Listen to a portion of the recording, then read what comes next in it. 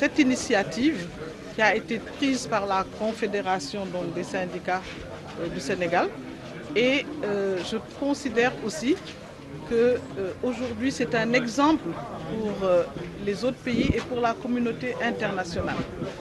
Monsieur le ministre du Travail est aussi à leur côté et cela montre aussi le partenariat qu'il y a et le dialogue social qu'il y a au niveau du Sénégal. Donc nous nous réjouissons que les choses se soient passées de cette manière.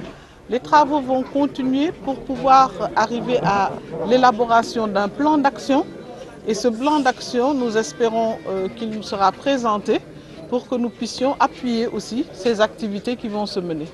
Donc c'est avec vraiment beaucoup de plaisir que nous sommes là aujourd'hui et nous considérons que le monde du travail doit s'impliquer non seulement dans l'information, la communication, mais nous devons aussi relancer et renforcer les comités d'hygiène dans les entreprises et veiller à ce qu'il n'y ait pas de transmission nosocomiale, c'est-à-dire dans les structures hospitalières, et que donc la sécurité au travail et dans les structures de santé soit vraiment au maximum. Tout cela, les gens vont discuter de cela et j'espère vraiment que nous aurons maintenant un plus et un bon qualitatif dans la riposte que nous menons dans la lutte contre Ebola. Et dans toute la sous-région, on donne des statistiques et parmi les décès, 13% viennent du personnel de santé. Mais il faut dire que le reste aussi, ce sont souvent des travailleurs dans d'autres secteurs et des personnes qui vivent dans les pays.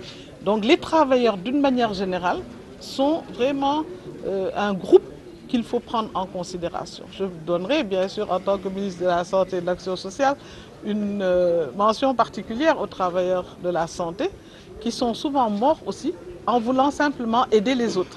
Donc c'est ça qui donne aussi un caractère spécial. Et au niveau de ce cas que nous avons eu à gérer, nous avions 74 sujets contacts et pratiquement la moitié c'était du personnel de santé. C'est dire donc qu'il faut être vigilant aussi par rapport à tous les signes dont on parle. Ça me permet de dire que les signes ne sont pas obligatoirement des signes avec des hémorragies, parce que c'était ça pratiquement la définition, et qu'il faut y penser. Ne pas penser qu'à Ebola, parce qu'on peut faire un palu normal, on peut faire une fièvre typhoïde, on peut faire une méningite, on peut faire d'autres maladies. Et c'est même très dangereux de ne penser qu'à Ebola.